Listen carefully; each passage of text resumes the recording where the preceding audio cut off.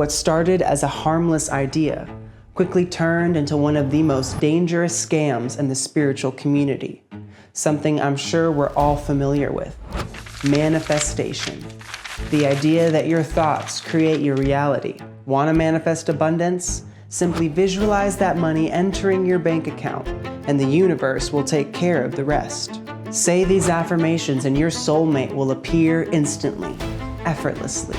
While all of this sounds great, the deeper I dived into this, the more I realized just how twisted it's become, and how these so-called gurus that I used to look up to were actually just capitalizing off of our fantasy. Because there's one critical piece that gets left out, and once you see it, everything starts making a lot more sense.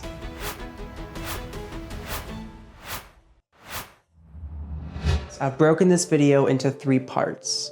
First, we're going to talk about why manifestation and law of attraction became so popular in the first place, and how over time it was slowly stripped of the very thing that actually creates change, and how this benefits these so-called gurus who want to sell you their courses. Then we're going to break down how manifestation actually works, not just spiritually, but practically, grounded in real science and metaphysical truth. And finally, I'm going to show you how to apply this in real life, without affirmations, without magical thinking, without hoping that the universe will reward you, and without paying thousands of dollars for that manifestation seminar. But before any of that actually makes sense, we need to lay a foundation, because without it, manifestation stays abstract and nothing really changes. See, manifestation didn't just start as wishful thinking. It came from real observations about perception, attention, belief, and behavior. It became increasingly popular with books like The Secret, which opened a lot of people's eyes to the fact that we have the power to create our reality, that everything is energy, including you and I, and matching our frequency to the life we want to create will make that happen. How inner state and outer reality are deeply connected. People started realizing that they weren't powerless, that their thoughts and beliefs and their energy actually mattered. And that was important. But somewhere along the way, it turned into fantasy, avoidance, spiritual bypassing. That version of manifestation is comforting, and it's extremely profitable because it keeps people consuming courses, coaches, content, always chasing the next technique without ever addressing the root problem.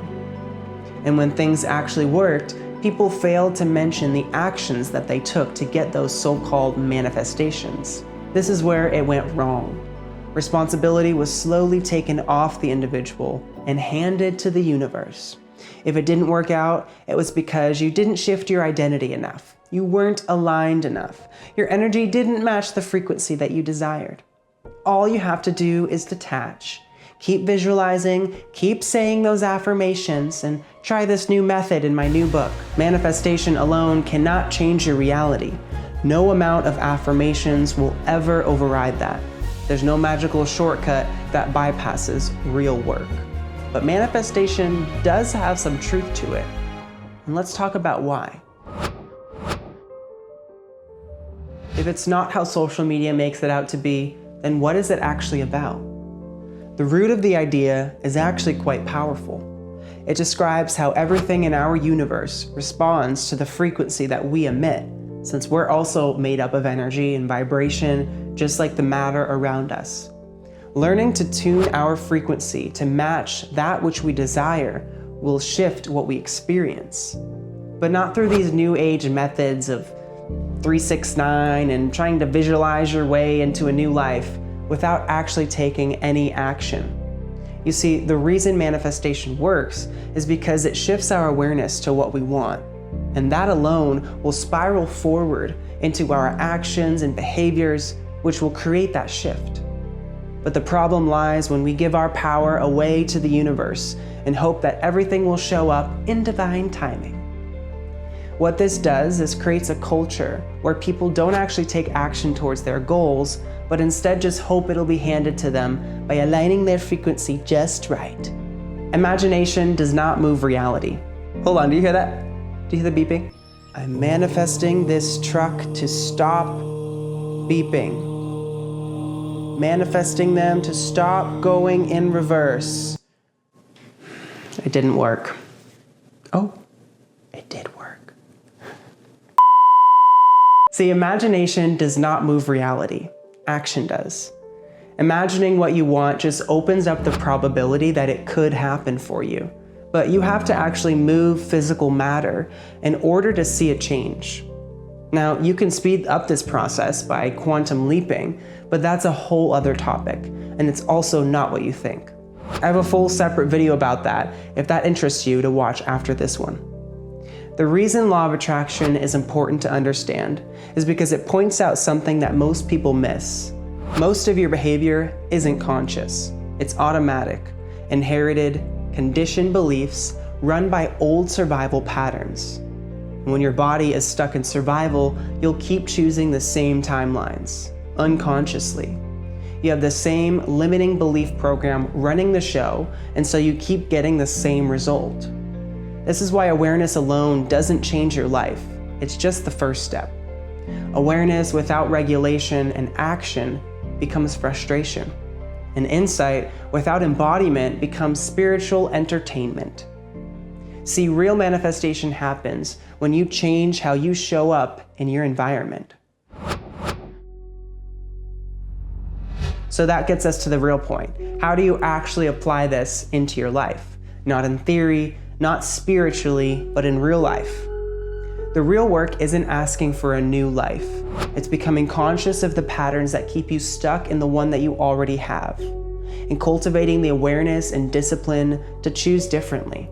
That means learning to stay present under pressure, in the subtle moments we usually miss, when you pause instead of react. When you choose a different response, that's where reality shifts. That's where your manifestations come to fruition. From a scientific lens, that's just cause and effect. From a spiritual lens, that's manifestation. This is why we have spiritual practices like yoga, meditation, ceremony, even affirmations, and all of these manifestation techniques. They aren't about being high vibe and transcending your body so that you can receive your manifestations. They train you to slow down, to observe the ego, the body, without fighting it, to interrupt the autopilot and start to write yourself a new story. And then you choose how you want to show up in your life. Embodying the version of yourself will give you the habits and behaviors that you need to make that a reality. The real work happens in moments of intensity, when the body wants to react and you choose consciously instead. You can't do that if you're still asleep in your patterns. And it's not glamorous, it's not flashy. It doesn't sell well on social media, but it works. When your body feels safe, your decisions change. And when your decisions change, your timeline does too. Hey, I'm Nate. If this video resonated with you, then you'll probably enjoy the other videos on my channel here, where I dive deeper into how awareness actually changes reality from the inside out, and how to take these spiritual ideas and ground them in the real world. This isn't about escaping the system. It's about learning how to live awake inside of it. So if you're still here and you're sticking around, I'd love to see it. And you should check out this video right in one of these sides. I don't know where it is. Probably never know. Somewhere around here, just click on it and I'll teach you all about quantum leaping. I'll see you in the next one.